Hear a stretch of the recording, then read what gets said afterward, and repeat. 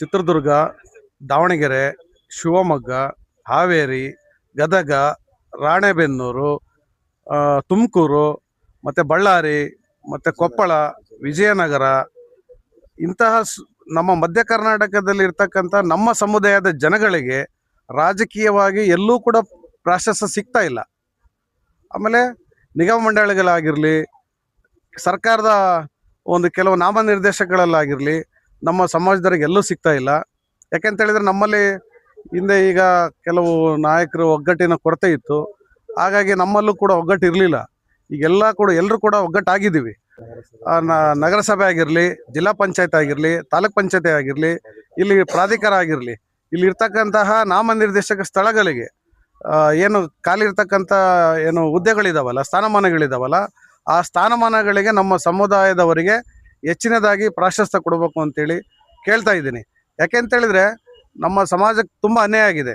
ಯಾಕೆಂದ್ರೆ ಅನ್ಯಾಯ ಸರಿಪಡಿಸ್ಬೇಕು ಅಂತೇಳಿದ್ರೆ ಈಗಿನ ಇರ್ತಕ್ಕಂಥ ಮಾನ್ಯ ಮುಖ್ಯಮಂತ್ರಿಗಳು ಗಮನ ಹರಿಸ್ತಾರೆ ಅಂತೇಳಿ ನಮಗೆ ಒಂದು ಅಭಿಲಾಷೆ ಇದೆ. ಯಾಕೆಂತೇಳಿದ್ರೆ ಮಾನ್ಯ ಡಿ ಕೆ ಶಿವಕುಮಾರ್ ಅವರು ಎಲ್ಲ ಸಮುದಾಯವನ್ನು ವಿಶ್ವಾಸದಲ್ಲಿ ತಗೊಂಡೋಗ್ತಿದ್ದಾರೆ. ನಮ್ಮ ಸಮುದಾಯವನ್ನು ಕೂಡ ಜೊತೆಗೆ ಹಿಡ್ಕೊಂಡು ಹೋಗ್ತಾರೆ ಅನ್ನೋ ಆಶಾಭಾವನೆ ಇದೆ.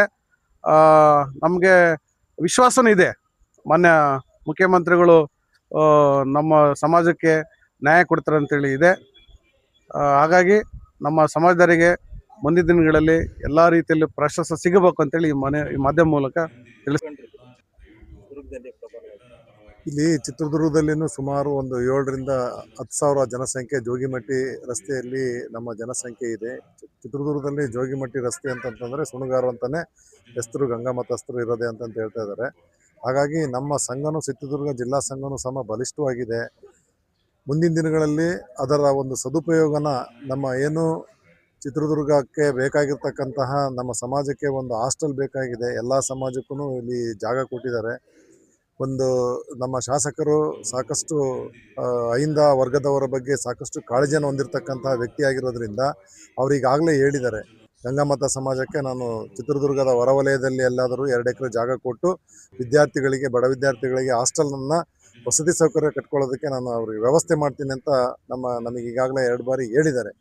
ಆ ಒಂದು ನಿಟ್ಟಿನಲ್ಲಿ ಈ ದಿನ ನಡೆದಿರ್ತಕ್ಕಂಥ ಒಂದು ನಮ್ಮ ಸಭೆ ಏನಿದೆ, ಪೂರ್ವಭಾವಿ ಬೃಹತ್ ಸಮಾವೇಶ ನಡೆಸೋದಕ್ಕೆ ಇಲ್ಲಿ ನಾವು ಇವತ್ತು ಹಮ್ಮಿಕೊಂಡಿದ್ವಿ. ನಾವು ಸುಮಾರು ನಾವು ಎಕ್ಸ್ಪೆಕ್ಟೇ ಮಾಡಿರಲಿಲ್ಲ, ಅಷ್ಟೊಂದು 29 ಜಿಲ್ಲೆಗಳಿಂದ ಬಂದ್ಬಿಟ್ಟು ನಮ್ಮ ಸಮಾಜದವರು ಬಲ ಕೊಟ್ಟಿದ್ದಾರೆ.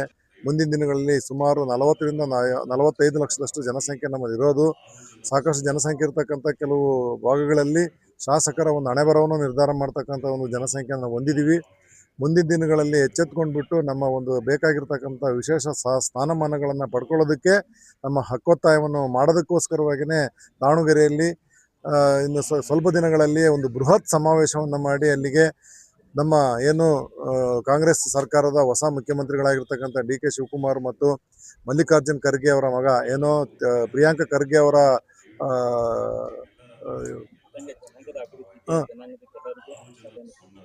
ಅವರ ಒಂದು ಕ್ಷೇತ್ರ ಏನಿದೆ, ಆ ಒಂದು ಚಿತ್ತಾಪುರದಲ್ಲಿ ಸಂಪೂರ್ಣವಾಗಿ ನಮ್ಮ ಜನಾಂಗದ ಓಟುಗಳೇ ನಿರ್ಣಾಯಕವಾಗಿರ್ತಕ್ಕಂಥದ್ದು.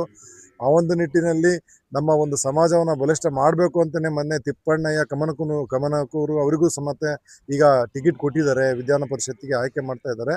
ಇನ್ನೂ ಹೆಚ್ಚಿನದಾಗಿ ನಮಗೆ ಸ್ಥಾನಗಳನ್ನು ಕೊಡಲಿ ಅಂತ ಹೇಳ್ಬಿಟ್ಟು ಈ ಒಂದು ಬೃಹತ್ ಸಮಾವೇಶದ ಮೂಲಕ ನಾವು ಇಲ್ಲಿ ಒಕ್ಕೊಲಿನಿಂದ ಹಕ್ಕೊತ್ತಾಯವನ್ನು ಮಾಡ್ತಾ ಇದ್ದೀವಿ. ಇನ್ನೊಂದು ಪಾಯಿಂಟ್ ಇದೆ, ಯಾಕಂದರೆ ಇದು ನಮ್ಮ ಇಡೀ ನಮ್ಮ ಕರ್ನಾಟಕ ರಾಜ್ಯಕ್ಕೆ ನಮ್ಮ ಸಮಾಜದ ಪೀಠ ಇರೋದು ಒಂದೇ ಒಂದು. ಅದು ಎಲ್ಲಿ ಅಂದರೆ ಹಾವೇರಿ ಜಿಲ್ಲೆಯ ಒಂದು ಚೌಡದಾನಪುರದಲ್ಲಿ ಒಂದು ಐಕ್ಯ ಮಂಟಪ ಏನೈತಿ. ಈ ದ್ವಿತೀಯ ಗುರುಗಳಿದ್ದಾರೆ. ಪ್ರಥಮ ಜಗದ್ಗುರುಗಳು ಏನು ದೇಹ ಬಿಟ್ಟ ಮೇಲೆ ಈಗಿರುವಂಥ ಗುರುಗಳು ಒಂದು ಮಾರ್ಗದರ್ಶನದೊಳಗೆ ಇಡೀ ರಾಜ್ಯವನ್ನು ಸಮಾಜ ಮುಂದುವರ್ಸ್ಕೊಂಡು ಹೋಗಲಿ ಅಂತೇಳಿ ಅವರಲ್ಲಿ ನಾನು ಒಂದು ಕಳಕಳಿಯ ಮನವಿ ಮಾಡ್ಕೊತಿದ್ದೀನಿ. ಇಲ್ಲಿ ಯಾರು ಬೆಳೆದ್ರು ನಮ್ಮವರೇ ಬೆಳಿಬೇಕು.